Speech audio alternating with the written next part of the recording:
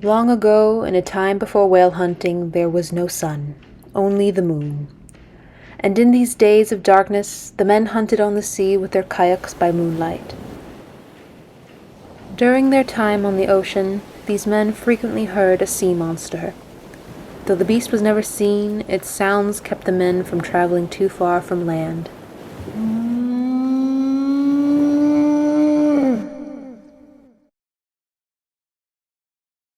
Near the mountains of Tulunigraq lived an old woman. She lived alone, and because times were tough and food was scarce, she would resort to chewing her puya, the moss wicks of her seal oil lamp. Over time, she soon had a pile of chewed puya that was no longer black, but now white. She became tired of living alone, so one day she constructed a little man out of her puya. She took from her wall a raven's beak she had hanging and placed that on the little man's forehead.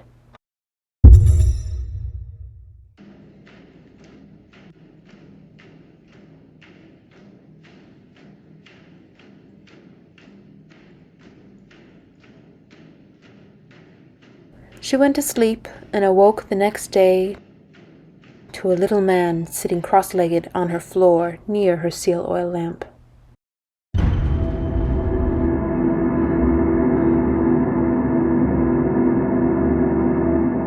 She asked him, "Who are you? Where are you from?" She named nearby places, but each one the little man shook his head no. "Are you my puya?" she asked, and he shook his head yes.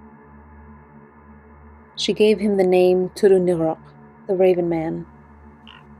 Tulunigraq became a trickster, a conqueror. In the qarri where the men gathered to work on tools and boats, they spoke of the sea monster that they could hear but not see.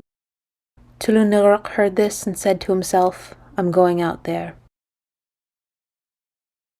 On the next full moon, he set out in his kayak to find the sea monster. Heading west, he continued until he began to hear it. Though he could not see it, he followed the sounds. Then, all of a sudden, he started to see bubbles.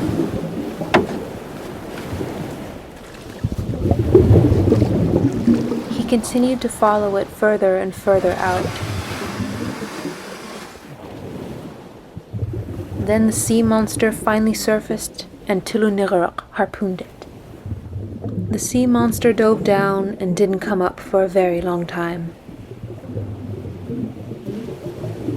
In the old days, there was a certain song, an Iñupiaq song, that would bring back a lost animal to its hunter. So he started to sing this song to bring the beast back to him.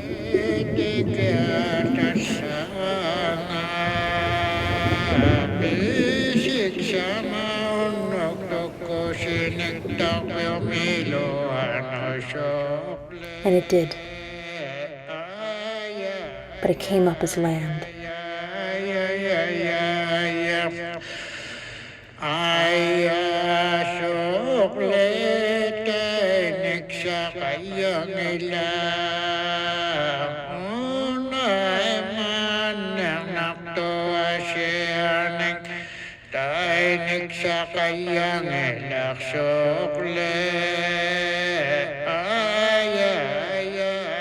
And that's how Iñupiaq was formed.